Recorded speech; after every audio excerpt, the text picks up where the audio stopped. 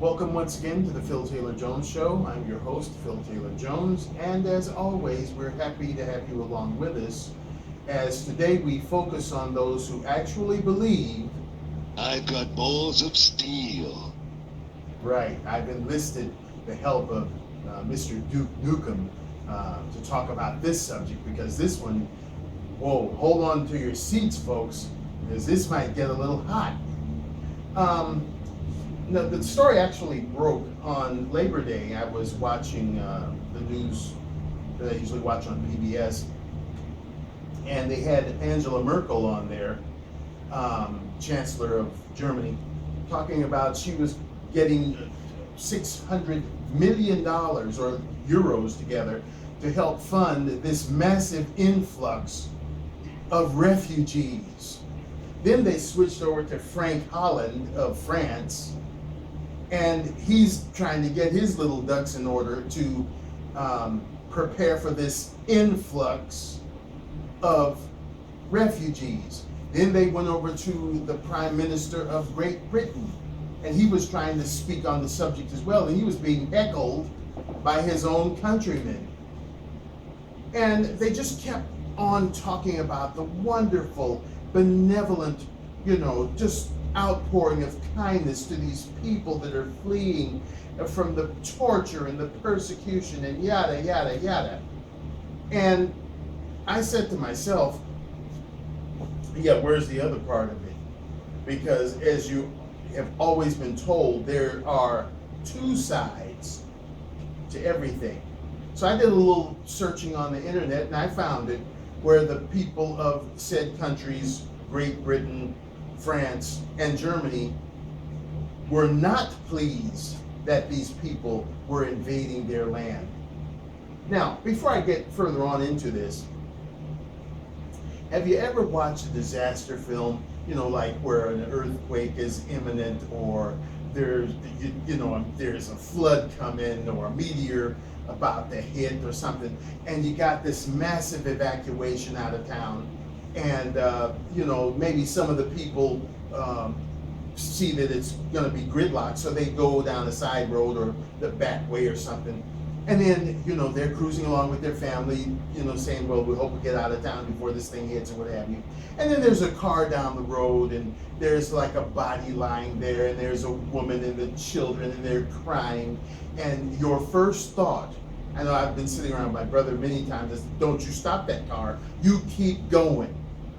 Desperate times call for desperate measures, and that's no time to be humanitarian. You got to get out of Dodge, so don't stop that car, and if the creep stands in front of your car, run them over and keep going. And then 9 cases out of 10, the person will stop, and then somebody will come from behind, that wife that was crying or whatever, come out with a shotgun, and they take the person's car and leave them stranded and in harm's way.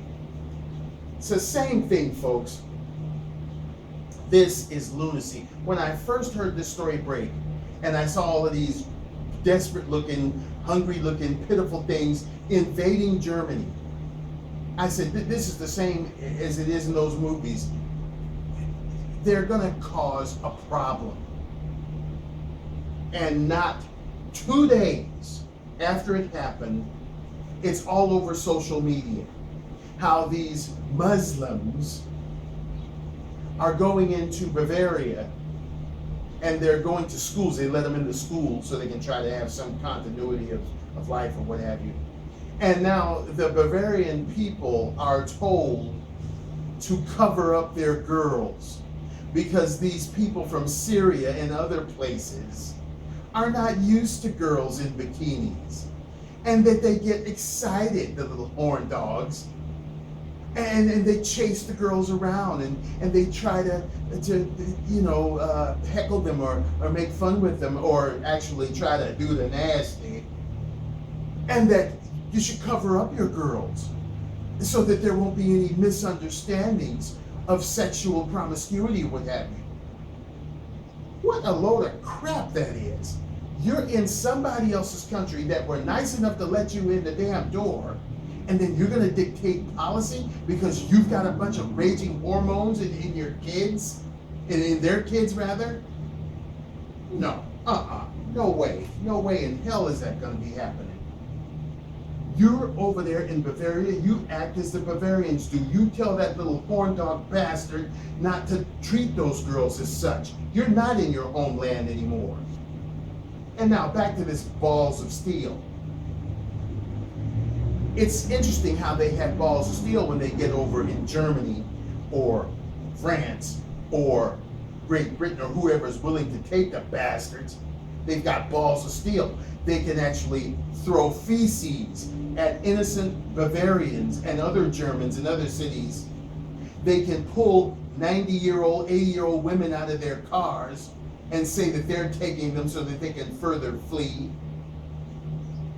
They can jump on buses, try to overturn buses, and terrorize the people on the buses. Yeah, these Muzzies have got balls of steel. These Syrians or these refugees have got balls of steel when it comes to going to somebody else's place and invading it. Where are those same balls of steel when you were in your own country? Then you were as timid as a kitten. What is this bull crap? You don't run, you stand and you fight your ground. You pick up a bottle, a baseball bat, stick, brick, anything you can, you fight to the death for your own land. What is this garbage about running to somebody else's land and further screwing it up? And it's been said that these refugees, the vast majority of them, aren't running from the terror of ISIS or Al-Qaeda. They're running because they're poorly in their own country and they see an opportunity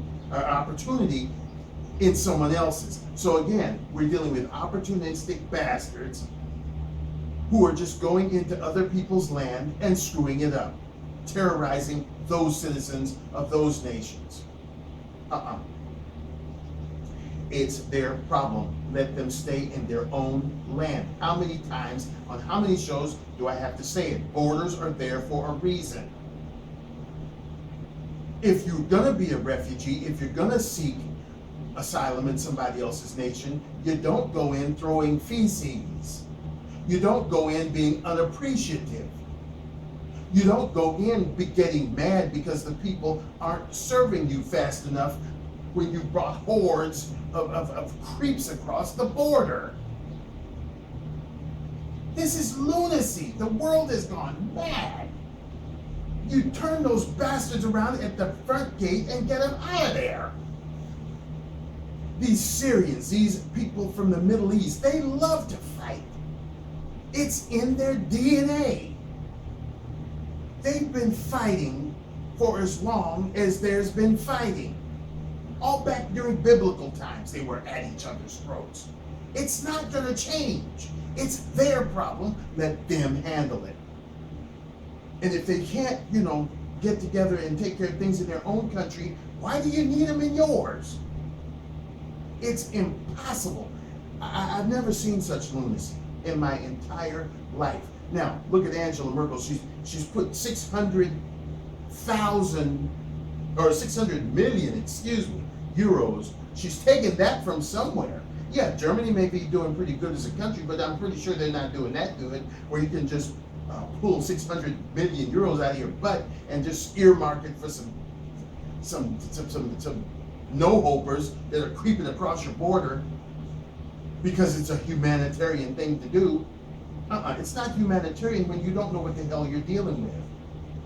It wasn't a multitude of little cats and dogs come over her border and she wants to feed the little puppies and kittens. No, these are people that are prone to terrorism. They're prone to a crazy religion that, makes them do anything at best in normal situations. But then when you add the extremist quotient to it, then that makes it really out the yard. These are people, remember, who will just as soon strap a bomb to themselves and go into a crowded place and cut loose. These are people who will strap bombs to their own kids, send them into a crowded bus or train and cut loose. You don't know who you're letting into your country. There could be some that actually are in need of help, but then there, on the other hand, could be some and would be some that's got a bomb up their dress or up in their pants. So are you happy to see me, or is that a bomb in your britches and cut loose on you? So you don't know who you're letting into your country. That's why it's prudent to leave them where they are. Let them figure it out for themselves. And if you can get balls of steel in one person's country and be boisterous and all aggressive and up in their faces, then why didn't you do that when you were in Syria? Why didn't you do that when you were in Iraq or Iran or wherever the hell it is you came from? No, this is lunacy. Absolute lunacy. And then there's this Pope. Oh my God. This character. He gets on telly and it's admonishing people to open their doors to the refugees. I don't see you opening the door to the Vatican, pal. You can't even run your Catholic state, and you're going to stick your blunt nose in everybody else's business. Why don't you be quiet and keep them priests from going up under the little kids' robes and things and boinking them in the confessionals and all that kind of thing? You keep your nose in that and stay out of other people's business. It's crazy. And then I heard, to the extent possible, that someone had demanded that America take 65,000 of them over here in our country. We have nothing to do with that. Nothing to do other than bastards sending drones and things over there to airstrike, what have you, at their request, and then they turned on us. And then you're going to accept them into your country, not knowing the deal. Again, you don't know if you're letting in terrorists or actual people that need help. So that's why you let them stay over there and fend for themselves.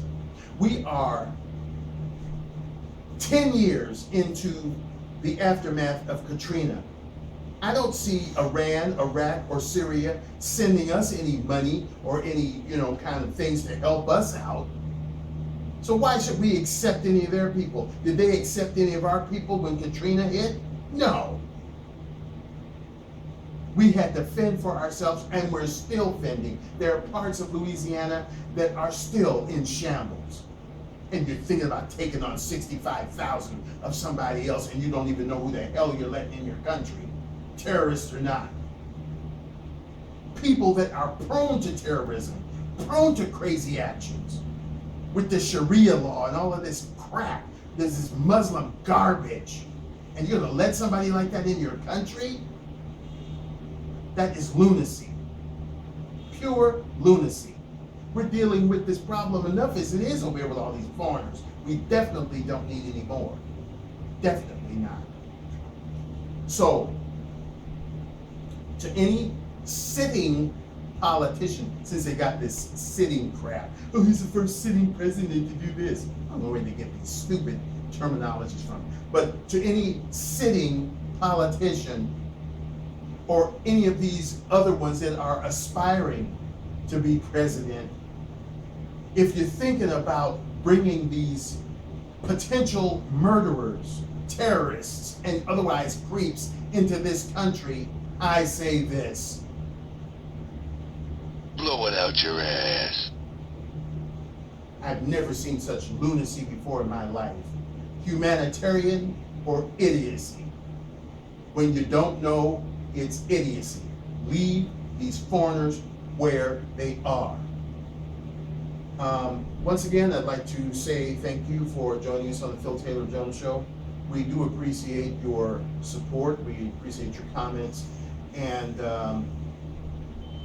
this crazy world we live in that gets crazier every day, try to maintain your sanity and your joy. We'll see you again right here on the Phil Taylor Jones Show. Stay safe.